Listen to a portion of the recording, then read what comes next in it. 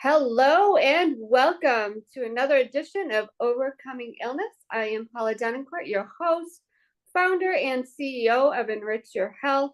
I am a health coach. I myself suffered from multiple food allergies. I had to get rid of everything. I had to eat sugar-free, dairy-free, gluten-free, nut-free. So I get it. If you're out there struggling with food allergies, food intolerances, I can help you with that. I have digital ebooks and recipe books. I can do customized recipes.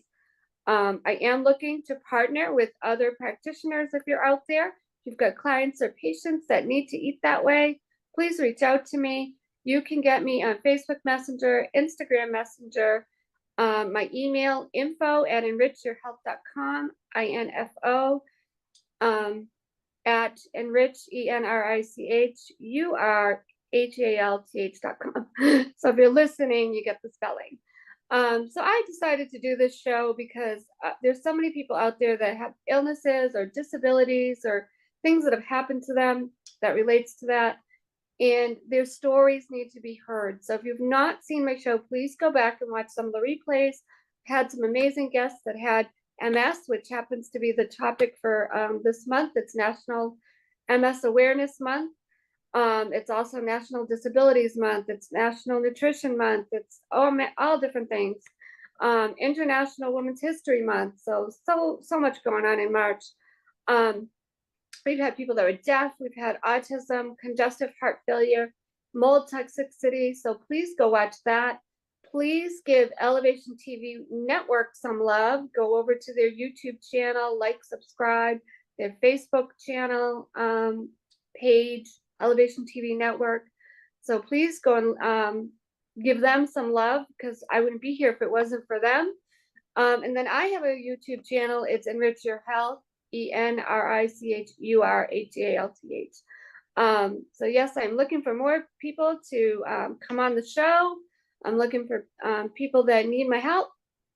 And I do one-on-one coaching, group coaching, speaking engagements, and now my own TV show.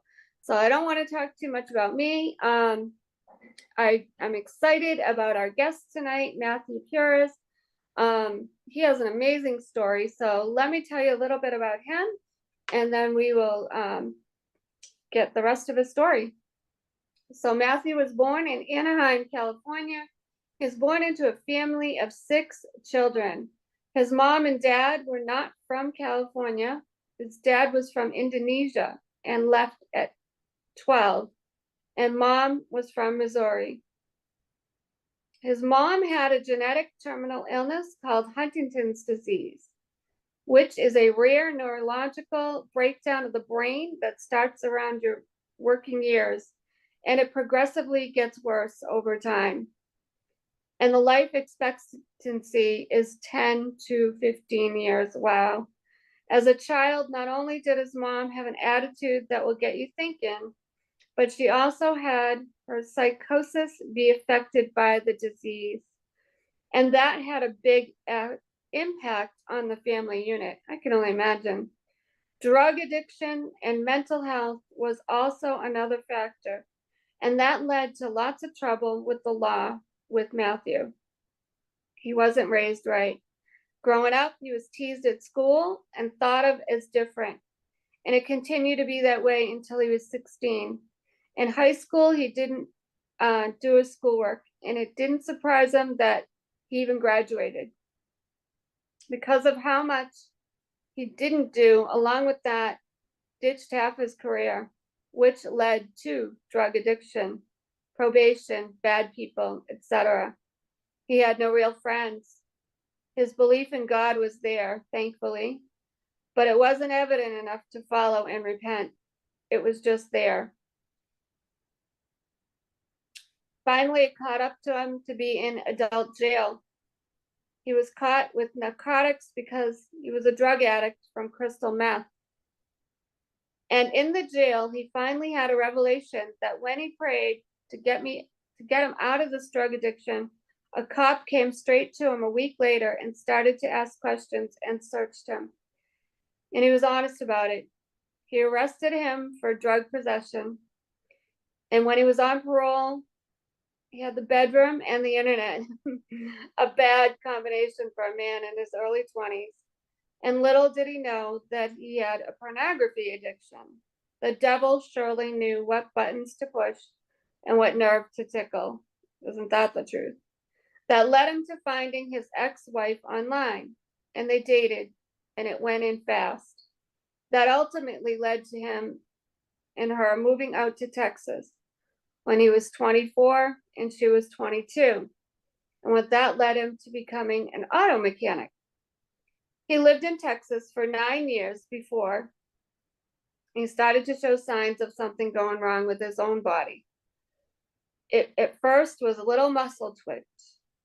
The medical people called it fasciculations. Oh my goodness. Fasciculations. Fasciculations, I can't say it. Little did he know that underlying cause, and it shortly after became more often. He was worried and he went to the doctor. He was an auto mechanic, so being in top shape was a must-have, and to start this was surely frightening, especially given his family lineage. Once the symptoms came, he went to the doctor to find out what the heck it could be. And the doctor didn't do anything except do a little bit of brisking and say, yep, you're okay. We've heard that before on my show. No. But in this case, he was tested for his mom's disease and nothing. Awesome. But was still worried of something happening. And the twitches got more often. Finally, after one day he was driving to work, his right foot started to shake at the pedal. He was more worried and didn't want to focus on it.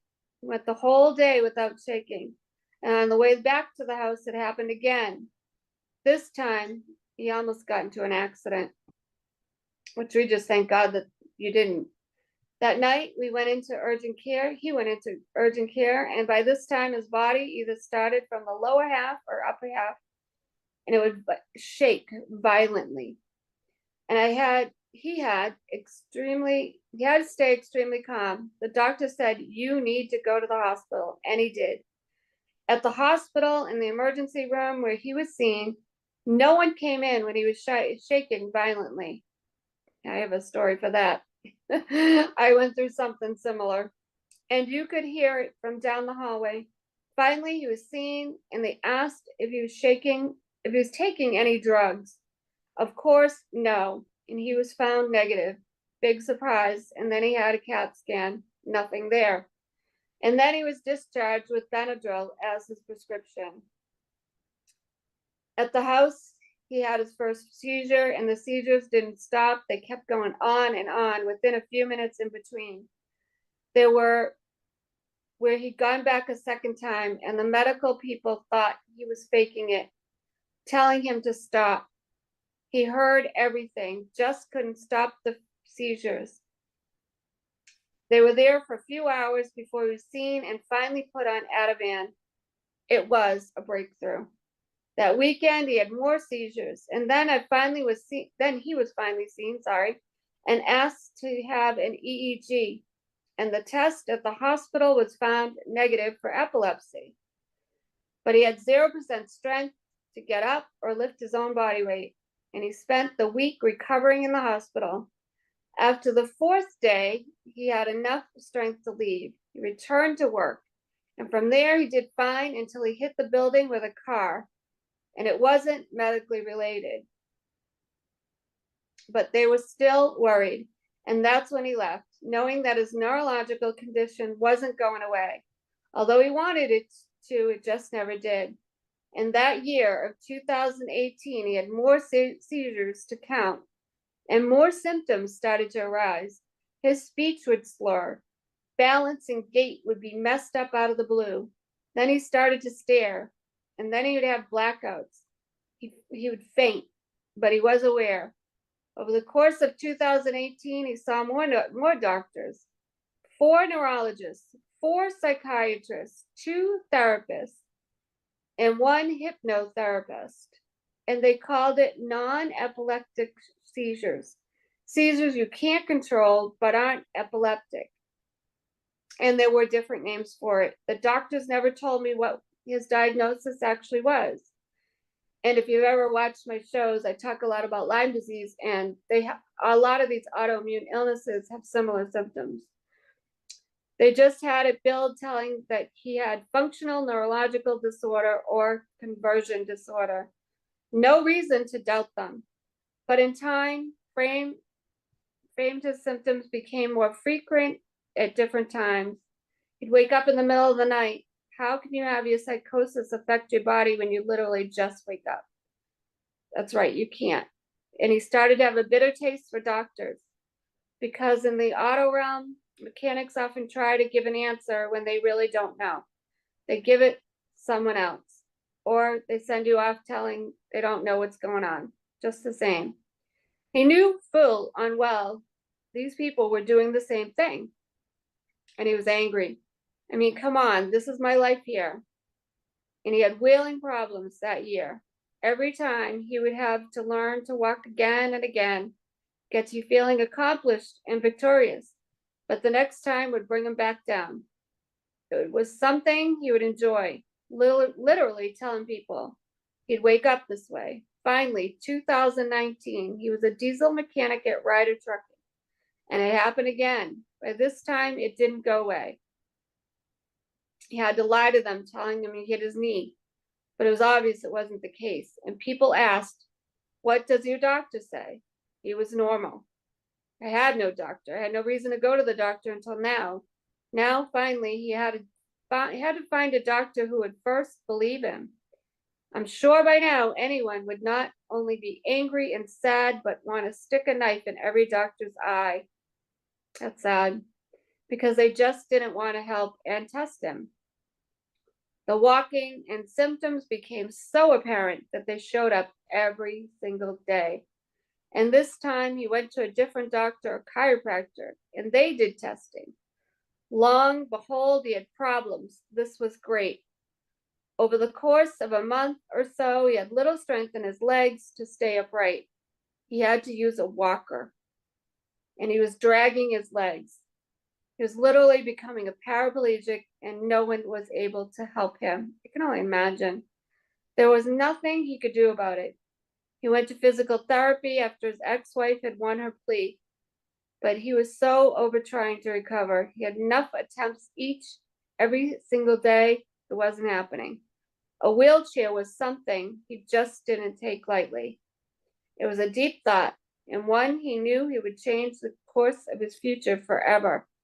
And he wasn't afraid. He had seizures at therapy, was told that he was improving, but he'd have more seizures. He was still confused what that meant. Pretty much at that point, he accepted his wheels and stopped his search for answers. Got results from the doctor, and it revealed that he had both genes of celiac disease, an autoimmune disorder that attacks the nerves and brain when in contact with gluten, which made sense as to why the symptoms would come and go and how it went undetected. And this is where he felt assured by God that his prayers of letting go were answered. And this is where his faith in God grew stronger.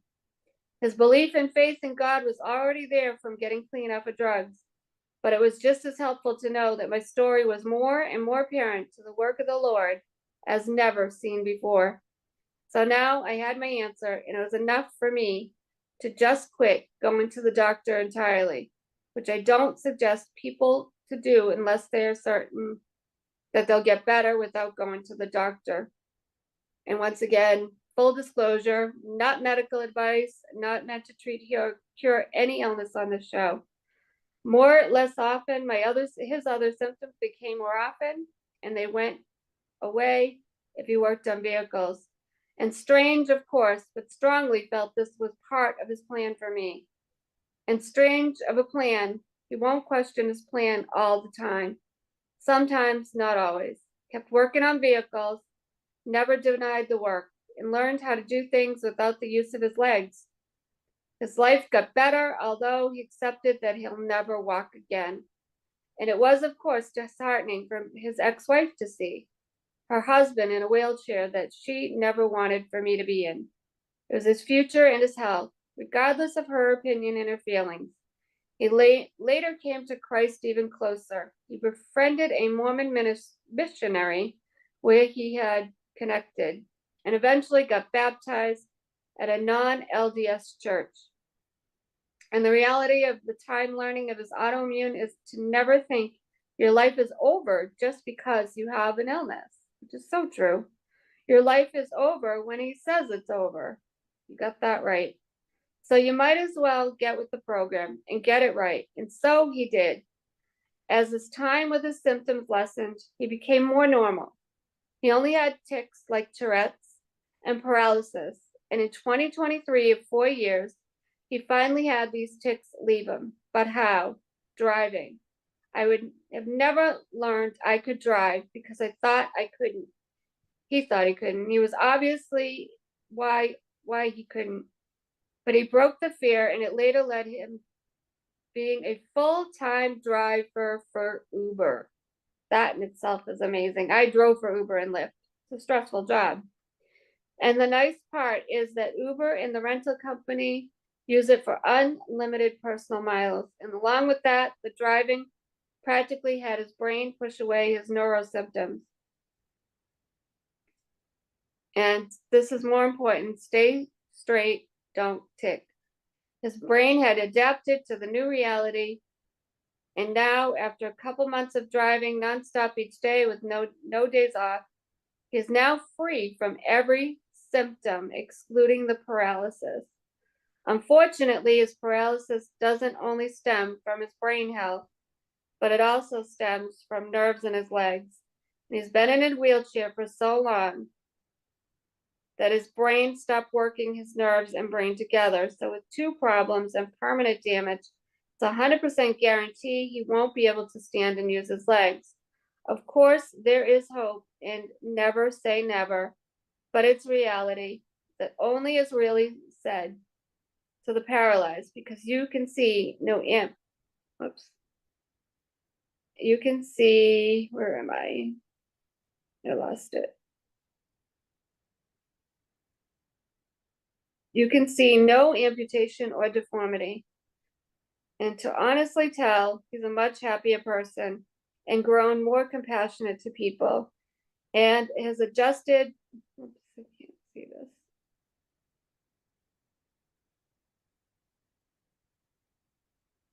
To living a life with God even closer now. And that would be much better, being a role model to those who need it most. Well, that is quite the bio. So we welcome Matthew tonight to the show. Welcome, Matthew. Thank you so much for being here. Thank you. I'm just going to pull up your questions. Oh my goodness, where are they?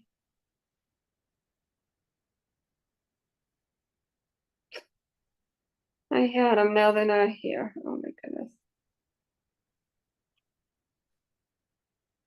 There it is. Okay. So sorry about that. So we said a lot in your bio, but let's just go back and go to the basics. From the start of your condition, what were some of your symptoms? And tell us, like, how old were you when you started getting these symptoms? These symptoms, okay, backtrack. I was 31, but Okay. I remember if you ever seen a wheel being balanced on a tire balance machine, where they take the tire off, they put one on, and then they take the wheel and they go over to a little tiny machine that spins the wheel. That machine is a balance machine, and it balances the wheel so that you don't feel a vibration when you're driving the vehicle.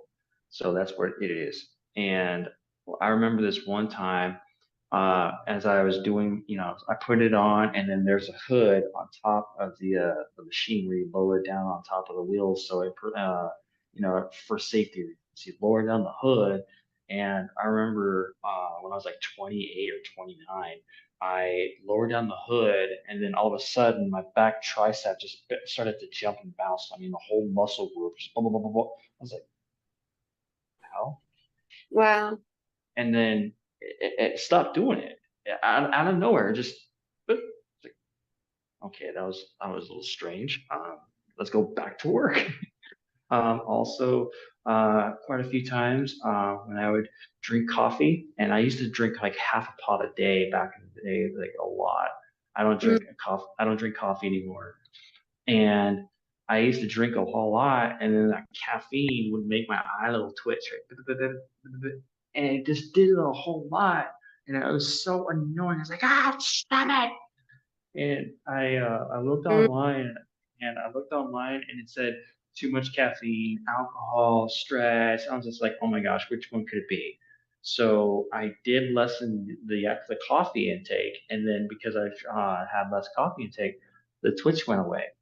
yeah, But that was before I knew anything about my current problem or my current condition. So that was like intermittent. It had no problem. Let's go ahead and lessen the coffee. Let's get back to work, whatever. And then like a good 3 years would go by and nothing happened. And then that's when it started to happen with my symptoms started to gradually get up, get up, get up. And that was at the age of 31. I think I wow. answered. I think I answered your question a little better, but I'm not sure. Yep, yep. When did you start getting symptoms? Now let's go back to your mom too. So your mom had Huntington's disease. How long was your mom, like what were her some of her symptoms before she was diagnosed? How long was she sick? She started to have twitching when I was like 5 years old, Mm, and I was born in '86, so around like '91 or '92, she started to really have these little tiny, twitches, little jerking, stuff like hmm. that. And my dad knew about the disease, but we didn't. We were kids. Right. We just knew that my mom was different. That's it. Mm, My mom was different. She was not the typical mom that you would see giving your kids presents and taking your kids to school, that sort of thing. Like being a mom. We didn't have that. So what we had was literally being raised and growing up watching your mom pass away in front of you. So so that's she, what the what yeah, she just deteriorated in front of you, right? muscle twitches and movements. She also had slurred speech, and Mm. she had abnormal gait and walking. Those are the three comments. Those were the three symptoms that really happened. And then her psychosis. Well, my mom was already a spitfire to begin with, so it was kind of like one of those "what else is new for you" kind of things. Like this is our mom, It's really kind Did of hard to uh, distinguish. did she have a lot of rage? Oh, well, she didn't have any kind of outburst type of rage, but she just had a mouth to to not be reckoned with. She cursed to high heaven, f you this, f you this. Oh my God! And then she had an attitude for days.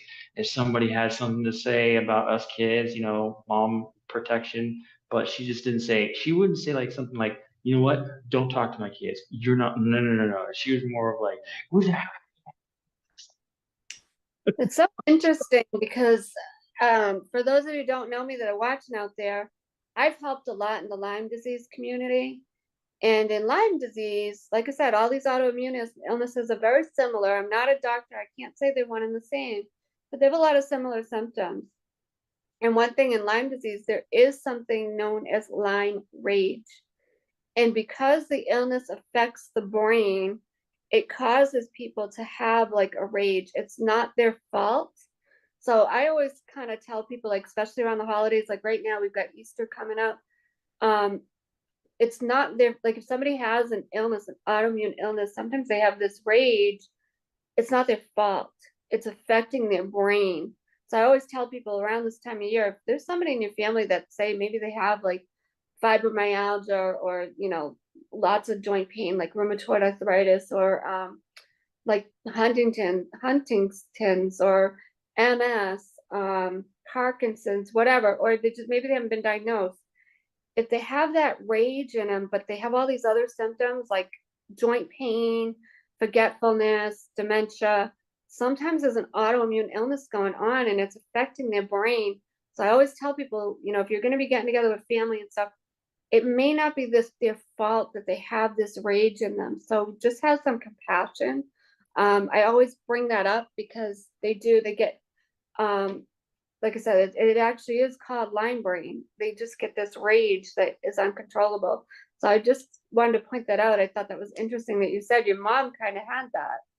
So, I mean, we may never know. Was it Huntington's or Lyme, or are they just all very similar? I couldn't tell you. Not a doctor, but it's just something to be aware of. If you're out there listening, there might be a family member or a friend that's always got this rage, and yet they have other symptoms: joint pain, forgetfulness, twitches, motor tic disorder. Usually, those are a lot of the symptoms. So I just wanted to add that. So tell us now, so you were 31 when you got those symptoms. Tell us where you're at now with your symptoms. My symptoms in that year went from seizures to lack of speech, all from blacking out. And when I say blackout, it's like more like this, Like, like yeah. yeah, I couldn't talk, couldn't do anything like that. I didn't have the tics or the movements just yet. I would stare off into space and not really know what was going on, just like, about what? What would you just say? Where I remember in the same year, I had Bell's palsy, I had facial paralysis, Mm-hmm. and that was a foot drop. I had a foot drop, and I had to learn how to recover. So it was pretty much like that, and it was happening sporadically of these symptoms. So it was kind of hard to keep track about when, how, who, what. They just would come and go, and that's how it was for me. So the seizures started to get less and less, and then the other symptoms started to become more and more. That was that one year. And then the following year in 2019, I had less seizures, probably about like 2 to 4 a month, something like that. The walking gait, as I just heard in the bio, started Mm-hmm. to get worse. I started having more, tics. Like I would hit myself, I would hit myself right here, or Oh, something wow. crazy. Yeah, it was pretty bad. I also had like, my head would tilt like this over and over Mm. again. Like that, just movements just kept on happening every day, all day. My speech would get more slurred, or like I couldn't talk like so Uh, I had to learn how to cool it, let my brain reset, and then come back again. So I had to manage my symptoms, and I had quite a few symptoms, and the symptoms became that way more and more up until like about a year and a half ago. And mm-hmm. a year and a half ago, I divorced my ex-wife, and a lot of the problems did have were exacerbated because of the stress.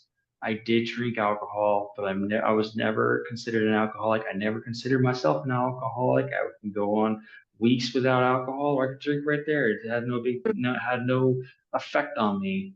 My drug of choice was crystal. It was not alcohol, so I had no problem with alcohol. But because I was drinking alcohol along with my stress, it kind of didn't make things easier Sure. for my symptoms. So I went from managing my emotional health to managing my symptoms, and in time, with no gluten, no food, that was when things started to progressively improve, and my symptoms started to get less and less. That was about a year and a half, 2 years ago. Got myself a wheelchair, and I just knew that things were going to be improving on a holistic, non-medicinal scale. I did start taking herbal supplements because of my body, but they were not anything to cure my problem. It was just something to actually try to optimize my body. That was it. Anything like that. And then let's see, I divorced my ex-wife almost 2 years ago, Mm-hmm. and the seizures. I only had like a seizure like every few months after that. Had a seizure every few months. My hearing. One of the things that I did do to improve my health, as I have not told that in my bio, or right now, I want to say, is I put in earplugs. I used to sleep with them, so they were awesome. But I noticed that the earplugs, when I put it in, would minimize my ticks. They would minimize my problems, and I compared that to a car because the car does the same exact thing, where the car takes in these physical inputs and converts them into an electrical signal that the computer can understand. It does not understand vibration. It does not understand heat. It only understands voltage.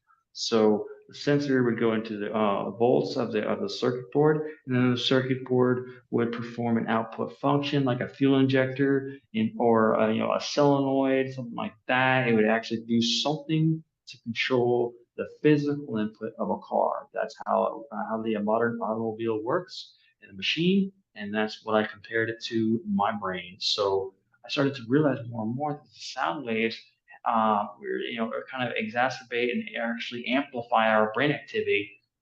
And because I have bad files or bad neurological spots in my brain, I started to realize more and more that the less of my sound waves would dampen that electrical activity in my brain, and it would minimize my problems. And I'm like, oh my gosh, thank you, God, you're awesome. So that was when a lot more of my symptoms started to lessen down and down and down and down. And then also, as you can tell, I'm talking. Back in the time, my symptoms went from crazy to less crazy because I would be engaged here, and then that would, kind of bypass that activity, the bad spot. It would go around that. It's like, oh, okay, well, I'm talking, so no problems. But that's how it worked. And then now we're talking about all that. Oh, that was then 4 or 5 years later on down the line. I've had my neurological condition for 6 years. Okay. So now you only see your paralysis. You right now in the screen, you do not see any ticks or movements, and that was literally because of every single day I would get up, I would get into the freaking wheelchair, I would roll my butt over to the freaking car, and I'd go to driving, and I would drive all freaking day. And I would talk to people. Yeah. I wouldn't evangelize the gospel of Jesus, but I role modeled it, and I would use the word God in my context because I'm not afraid Mhm. to say it. I mean, this whole entire country and globe is now predominantly Christian, so you shouldn't have nothing to worry about saying the word God. Right. So I started talking about that in my speech, and I had a lot of good feedback. I mean, I haven't had one negative feedback in 6 months of driving every single day and mentioning God to people. People love seeing me. They ask me about like, oh, you're in a wheelchair? Like, yeah, I'm in a wheelchair. Like, how are you driving right now? It was really, really a positive experience. So a lot Mm. of that positive feedback and a lot of these things that I've done have improved my overall health. So where I am now is several paralysis. Yeah, that's amazing. Yeah. So 10 how many hours would you drive Uber, like straight through? hours. Oh my God. Because I did Yeah. that. Yeah. I did Uber and Lyft, and the most I could do was like, I think I want to say 8. And then I started doing like I do a few hours in the morning, and then I took a break at lunch, and then I go back. But then I did start doing like I would drive just straight through because you just make more. I was like, I'm not going to stop. Yeah, I just keep going, going, going. But 8, I think, was the longest I could do. Oh my goodness. Yeah. So that's something that I do now, and I love it. I You're love it. still I doing love it. it? Yeah. I mean, 6 months ago, before 6 months ago, I thought I was never going to be able to drive. I would always depend on people. I was taking public transport. Right. I never thought I'd be driving. I mean, just a couple weeks ago, I drove to Ohio. I mean, From here in that's like Texas? from here to Ohio, Columbus alone. Oh my No goodness. help. Yeah, Wow. two full days of just nothing but driving. I didn't just do it automatically. I was very determined. And my buddy Harold Kelly, who's also in a wheelchair, he's a bodybuilder. He drives a lot, and he said, "Dude, you just started driving. Just take a break, wait." And although I didn't like the idea, I just knew I knew he knew better, and I knew God knew better. So I had to like, adjust, and I had to like take a step back, metaphorically, of course. Um, and I would just continue to keep driving every day, 7 days a week. And I eventually started to drive out of the DFW area out into the country. My trips went from like 10 to 15 minutes all the way to like 45 minutes Mhm. for one trip, and it was just on through the country. When you're on the street, or when you're out, stop sign, you have something to look at. But when you're on a road and long term, you don't have anything else to look at besides the street in front of you. So that's different, a definitely a different way of your brain activity. So I eventually got up there to the point where I was able to tolerate with my ticks. There's no more ticks. So I was like, all right, we're going on to Mm. Columbus, Ohio. And I drove all the way over there. It was How so many great. hours is that? 8 to 10 hours each day for 2 days. Wow. Oh, 2 days, 8 to 10 hours 2 day each. trip. Yep. Yeah, it's a total. It totaled 15 to 16 hours, but that was 2 days there. I mean, of course, I had my breaks, and I didn't sleep in a hotel. I slept in the car, and I loved it. I loved it. Wow. It was so nomadic. I loved it. I saved Mm-hmm. myself some pocketbook, freaking made my own, I had my own bed, my own entire, and of course I didn't sleep with real long, but I have slept in the car before, so it's more of like adjusting my life to a car, and it just really was great. Right. Hygiene and sanitation was there, and all I got to do is go to a Planet Fitness to go I shower if I heard wanted to. that. I heard You know, that. I Yeah. have all kinds of stuff like that. So yeah, it was 2 days, and I spent 2 days there, or a day and a half there, and then on the way back, my buddy Harold offered to drive with me back. Yeah, and then he did not do 2 days. I mean, my buddy Harold is straight on rock. He said, Mm-hmm. we're going to go ahead and we're going to just do a straight shot there. I was Mm-hmm. like, hmm. This is interesting. Not only is it cool to actually, be with my buddy Harold, to drive with him, but this is going to be very interesting to also have another paraplegic in the car of a mid-sized sedan for a day and a half straight drive. Mm. Wow. Harold, bro, like this is something else. The whole entire headliner of the car is all marked up, and you see a bunch of scratches everywhere. It was awesome. But Mm-hmm. like I said, it's a rental, and I also learned how to protect my future car. You learned what? I'm sorry. I learned how to do it. I learned how to protect the car because I have experience. Mm-hmm.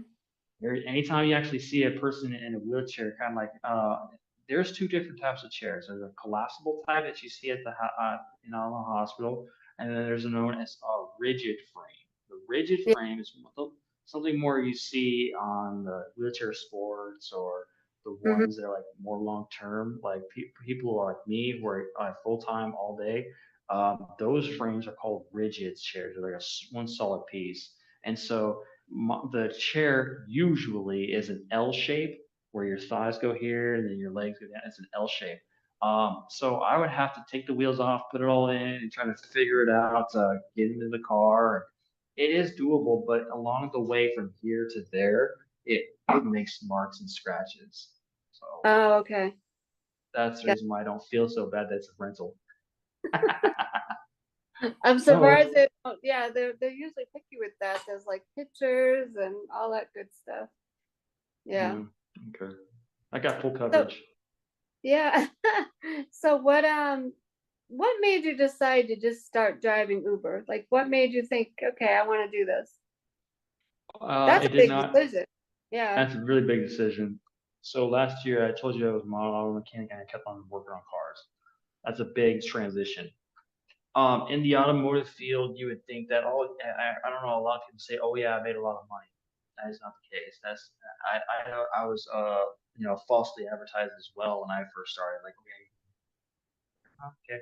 So I started to invest in my own tools. I started to realize more and more that the people that you see working on the side of their driveway are avoiding taking it to a shop. They feel like they can do it because they can touch and wrench and all that kind of stuff, but they Mm, don't have the diagnostic capability, or they don't even have the desire, the money, whatever. There's some sort of ingredient that prevents that person from going from the driveway into a shop. So I got my tools, I got my education, I got my experience. So it doesn't matter if I was to be in a shop or out of a shop. But when I was actually moved into a wheelchair, I did know that I was going to sign myself up for not being in a shop anymore because of my physical circumstance. I mean, that was a sacrifice that I was willing to take on, regardless, because I've already been doing it for so many years. I already know the ins and outs, the crappy side of automotive.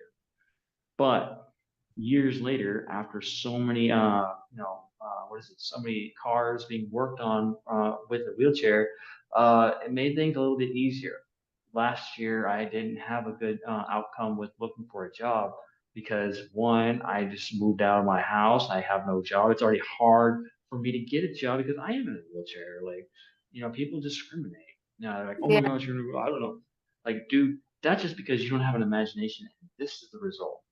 This is the result Yeah. of you not able to hire me because you can't think for yourself. So one day, the old roommate that I used to live with had a friend who had an auto shop in the Dallas area, about like 4 miles away. So that was cool. So he said, you know what, I'm gonna go ahead and see if you work with my friend or whatever, Bill. I was like, all right.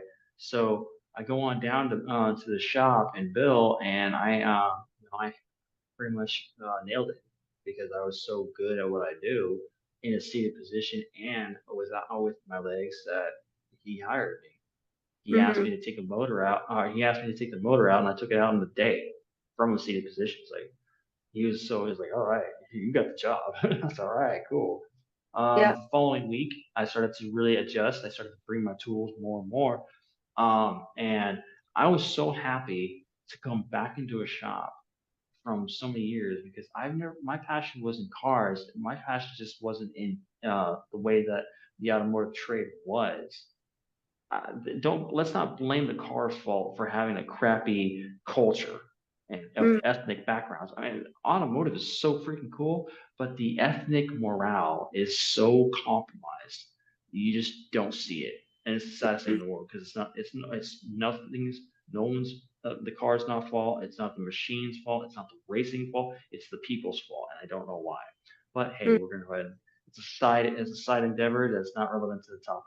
So one day, I was so happy and I was so excited to be a part of the team that I said, "Hey, you know what? I would like to go ahead and see if I could, move cars in the parking lot." That's it. I before there are people out there that do this. When you don't have any kind of like hand controls that you can attach to yourself to the car pedals, there's a way you can do it without that. And some people have used baseball bats to do this. baseball I bat. Baseball bat. I've heard of golf clubs. Oh People my just God. like, yeah, you start to figure things out. I remember this one time a person said he would use wooden dowels and sticks, like Home Depot, wooden dowels and coat hanger one. I was like, this is gangster, dude. Uh, Wow. My so God. I would use a cane. When I was able to walk and I wasn't walking really good, I would use a cane and I would use that handle as a way to push the pedals, and that's what I did, right? So I already had an idea about how to use hand controls, and so when I was thinking, I was like, hey, how about I just be a part of the team?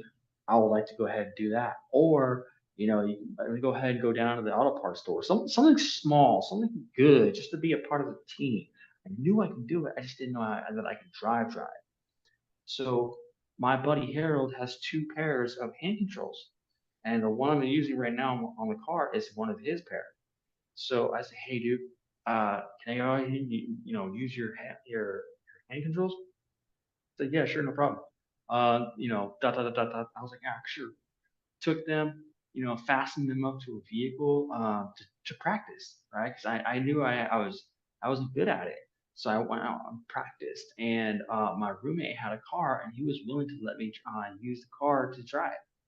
So as soon as I got in there, it took about a day or two to kind of get it down. I drove the parking lot, I transitioned over to the street, I transferred to the street, and in about like 3 days time, even 4 days time, I was on that freeway. I was on that freeway. Wow. Yeah. Yeah, so I felt really confident, and I didn't have the kind of confidence that I have confidence now. The confidence that I was back then was the excited confidence. It was the kind of confidence that did not land me into an accident just yet. But I did get into an accident. It was a fender bender. It had nothing medically related. So since then, I haven't had any kind of problems. That's what led me to being able to drive now versus before, was because I broke the fear inside my Yeah. brain. I broke the fear. So And explain to what? people, I mean, I don't know how much is out there, but man, there's probably a need for more of it. What is like a hand wheel? How does that work? Like, how does that explain to people what that is? The way that the hand controls are, don't worry. So this is your pedal right here, right? Mm-hmm. Up and down. This is your foot, and you press it down, right? These hand controls are rods. The rods are clamped to the pedal. And then Okay. anytime, and underneath the knee pad right there, the steering wheel, you're pushing down this. You're pushing it down. You're pushing it down like that. Mm-hmm. And they have different types of hand controls out there. The ones that I'm using now are considered universal hand controls. You can buy them online. There's nothing customizable like somebody made it out of there. These are engineered hand controls that you can I buy was gonna say, online is for like there a lot what? out there, or is there a need? I'm just What? curious. Are there a lot out there, or is there a big need for it? There are a lot out there, and it Oh, is a big need because people like me are not everybody's paralyzed. right. Some You of can. them are amputated. Some of them are just born that way. But Mm-hmm. people get older, people move on, and a lot of people become independent. So there is a market out there where there's not just only one set of universal hand controls. There's other sets of universal hand controls. I mean, there's a couple of variety you can find on Amazon. I'm not going to have a link because if you go down that route, you're going to find out that there's one that is cheaper than the other. Gotcha. Then it also gets more complicated because the universal hand controls can be taken off the vehicle and fastened to another vehicle. Then you have your handicap car that is fitted with specialized equipment.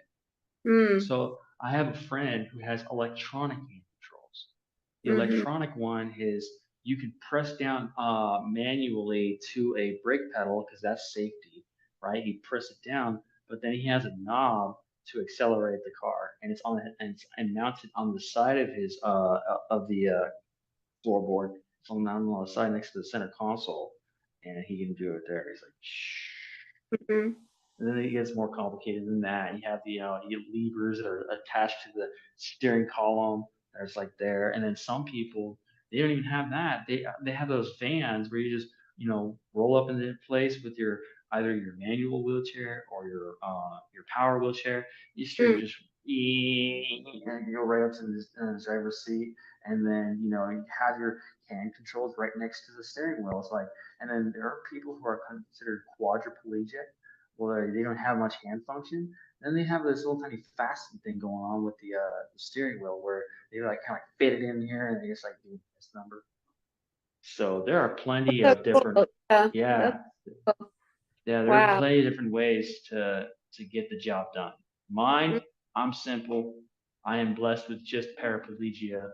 I don't have anything going on with my upper hand, so Mm-hmm. I I can still drive. I still do everything like that. Yeah. Pretty cool. Yeah, that is really cool. And like I said, I knew people do it, but I didn't really think about it. Like, so that's why I was like, explain to us, how does this work? Yeah. I'm sure Yeah. people don't think about it. Like we know it exists. I mean, you see people They just drive. never encountered it because it's not a part of their daily life. It's not a part of Right, my daily life. right, And then people who have this new way of living because they are forced to live this way, right. and all of a sudden they start to discover these ways of life. But the funny thing is, these people have been around for like ages. You start networking, you start building other relationships, and they sound so savant, so professional. It's like, oh yeah, no problem. It's like, Right.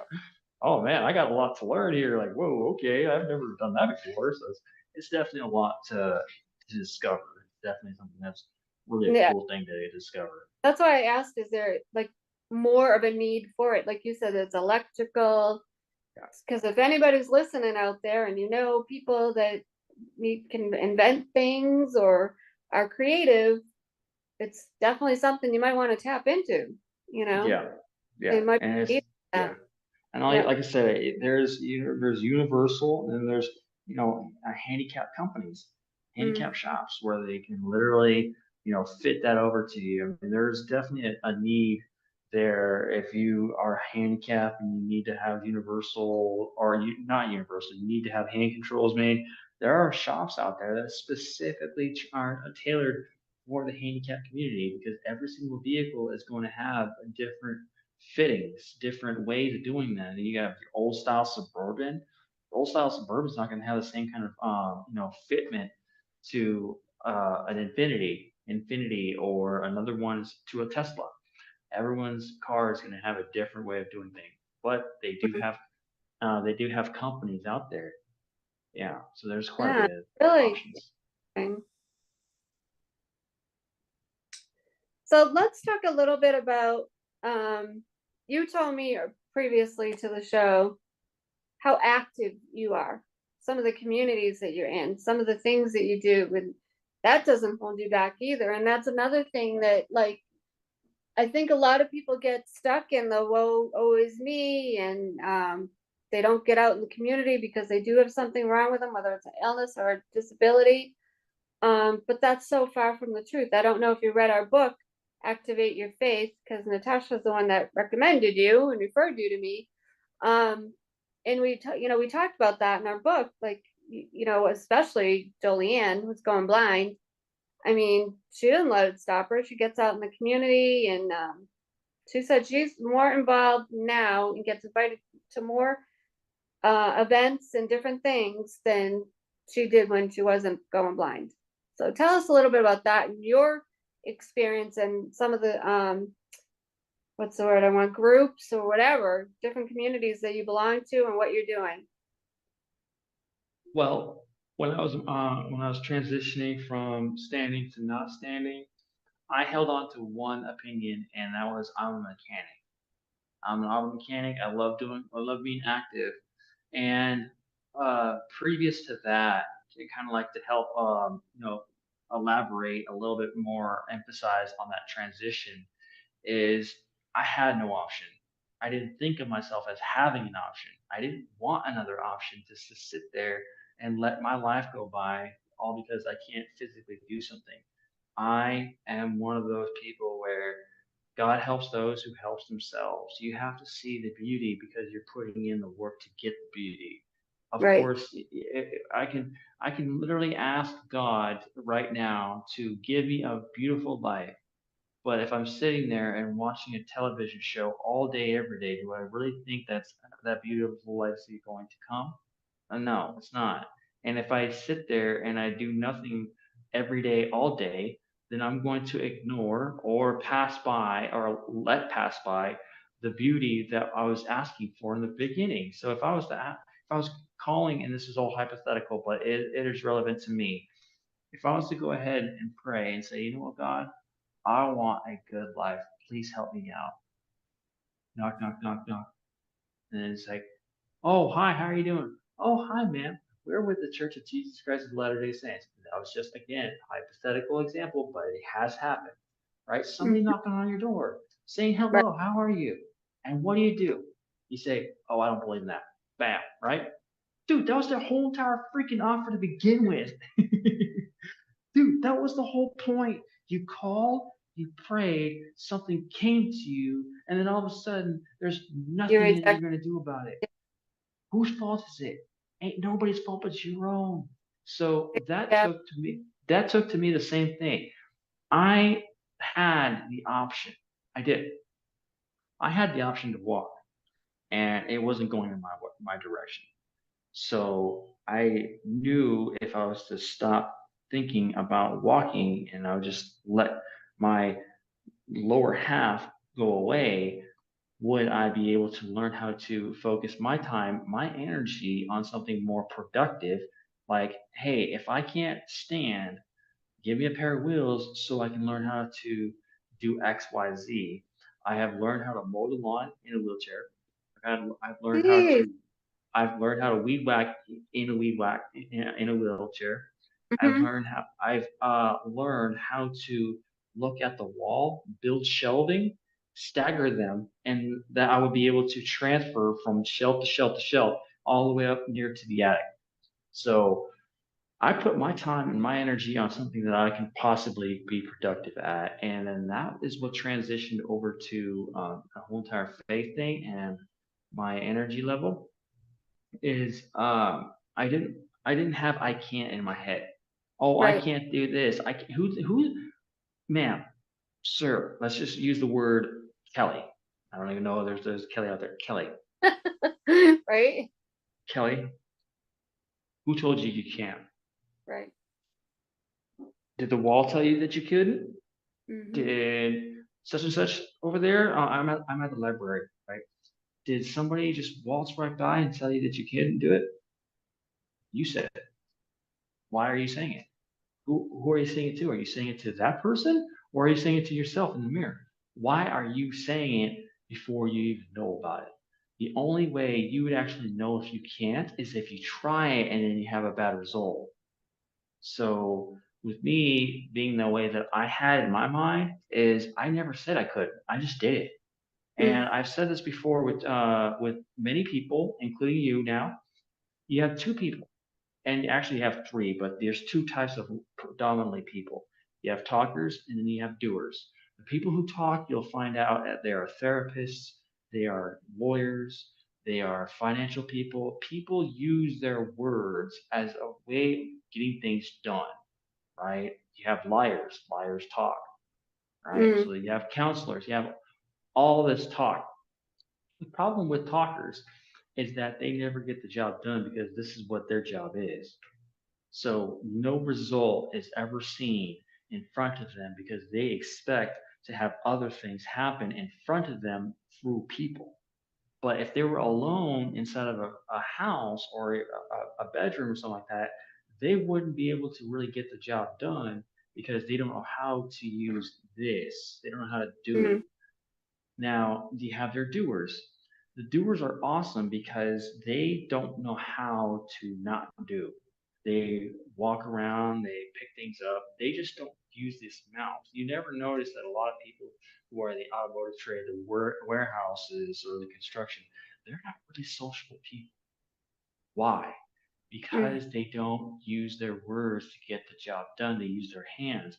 They are people who are not so keen on being communicative with other folks.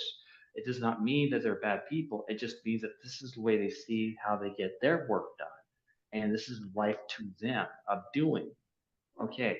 The nice thing is about the doers is that they don't make excuses. They don't say I can't. They just do it. Mm. They just do it. If they want the trash done, they're not going to actually use and ask somebody else to do it. They're just going to do it. They're going to pick up the trash can and then just go. And then so for me, there is a mean combination of you have talkers and you have doers, where they are in one person, and that's a mean combination. So if I say something I'm going to do, most of the time I'm going to follow through with my plans and my words Yeah. and then get the job done.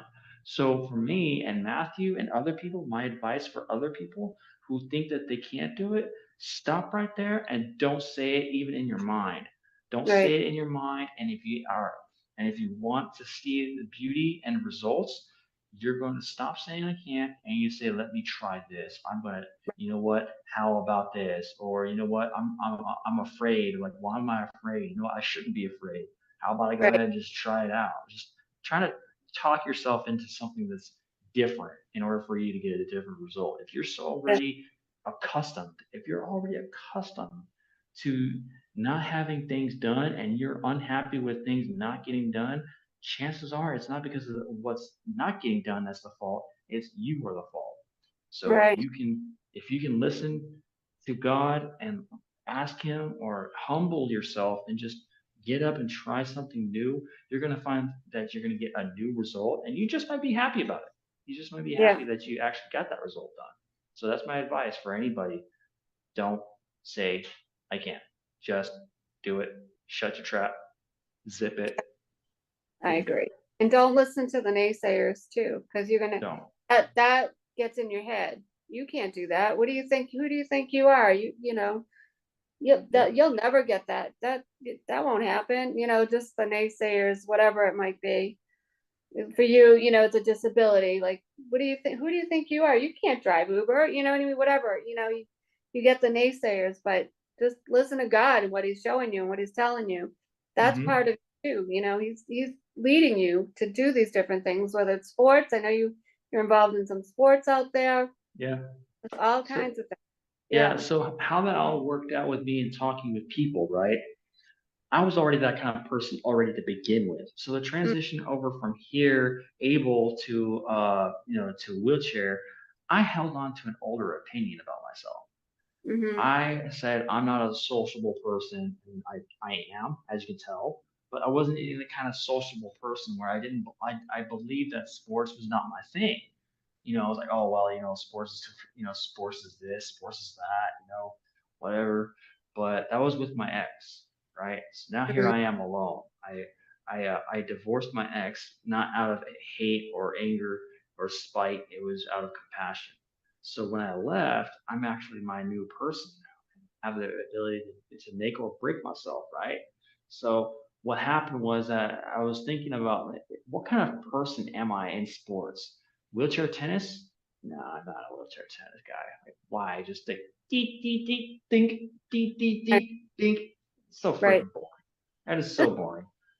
And another one was like wheelchair basketball, like push, push, push, turn around, Yeah. throw.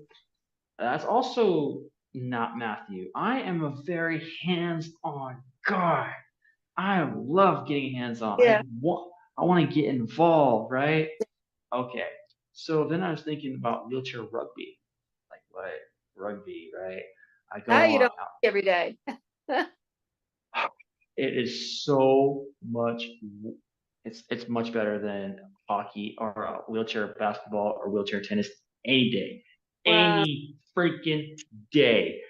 These chairs are specifically designed to collide into one another. Oh my God. So yeah, and this was before I learned about wheelchair sports. So I said to myself, I was like, okay, well, what am I gonna do, right? Wheelchair sports, wheelchair rugby, right, or whatever. I found out that there was a non-profit organization that accommodates to people with physical disabilities for people who are sports and stuff, right? Type, type, type, type, type, because I want to get out there. I want to get out there, right? Type, type, Right. type, type, type. Right. Wheelchair rugby. Rise Adaptive Sports, Texas. Okay, I'm gonna go ahead and click that. Boom.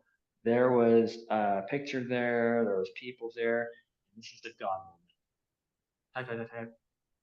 Freaking found out there was a 20-minute roll, 20-minute like push away from my house. Mm. It was free. Go on down there, and I'm looking around, and there's these chairs. I was like, oh, I gotta try this. And I get in it, and I was so smiling, I couldn't stop smiling. And I looked at people and said, "Is this illegal to have this much fun?"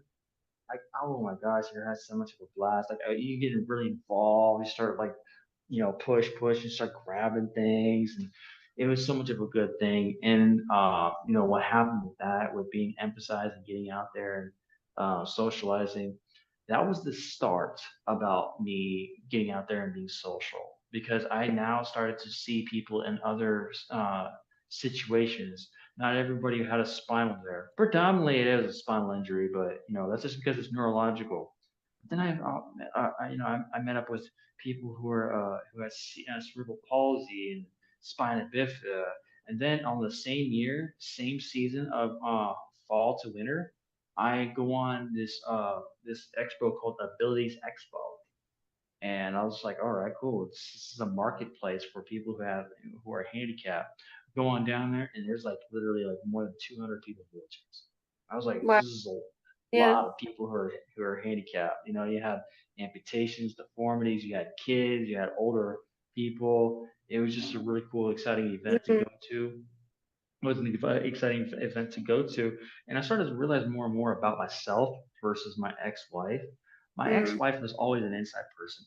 I'm not.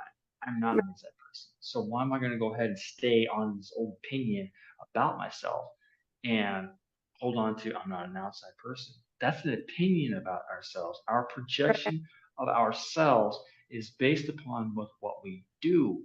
So if we're doing something different, our opinion about us will change also Yep. because we're actually thinking something different about ourselves because we are the biggest witness of our stories.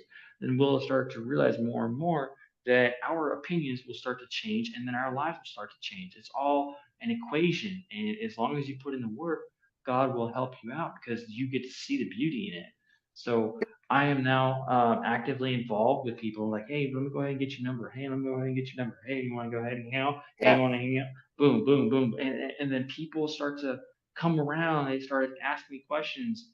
Now here I am learning about different types of people in wheelchairs. The level. It's like, oh, I'm a T10 incomplete paraplegic. Like, okay, if you heard that, it's like that's a little odd, right? But then I knew T10 is the level of your spinal injury. Incomplete means you're not completely severed. You still have paralysis, but you're not completely paralyzed. So you are impaired. And paraplegic means that you're impaired from the lower Mm. extremities, not all four. So you are a T11 incomplete paraplegic. So it's like kind of crazy. And I started to learn more and more about cerebral palsy, started to learn more about spina bifida, My started goodness. yeah, I started to Well, realize more and more that being social is like it really helps to create a world that I and God have created. So yep. now I'm out and about. Well, I hate to stop this, but we are coming to an end here. We're going over time. So we need to do this again, though. I would say, like, talk more about just different things that can really help people, So definitely would love to do a part two. So with the last couple minutes here, like I think we went a little bit over, just tell people how they can reach you. And I do want to thank you for being on the show tonight. This was so informative. So how can people reach you? Okay, there are two types of ways because the other one will not be good. There are two types of ways. One, you can go reach me on my email at matthewpurvis86@gmail.com. And when I say Purvis, my last name is Purvis with a V, but when I made the email, I actually forgot there was no V, so it's MATTHEWPURIS86@gmail.com. Also, I have a YouTube channel. The YouTube channel is called Living Differently, and you see me pop a wheelie with my green shirt doing this number. That's my channel.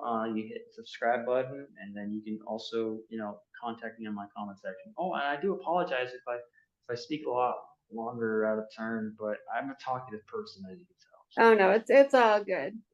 But thank you again for being on. Once again, I'm looking for sponsors for the show. I'm looking for business spotlight. I put you in the spotlight. I advertise you on all my social media pages. I have over 1,000 followers. So if that's something you're interested, reach out to me at info@enrichyourhealth.com. Once again, it's info at enrichurhalth.com. I've got digital ebooks and recipe books for people with food allergies, intolerances, or even autoimmune illnesses. I can do customized recipes and just looking to partner with other practitioners out there. So please reach out to me, or if you want to be on the show, it can be a doctor, a nurse, an apostle, pastor, spouse, whatever. So please reach out to me. And thank you again, Matthew, for being on today. Very, very much appreciated. And I think you can help a lot of people. Got to get you out there more. So see you next Sunday, everybody. Thank you. Bye. God bless. God bless.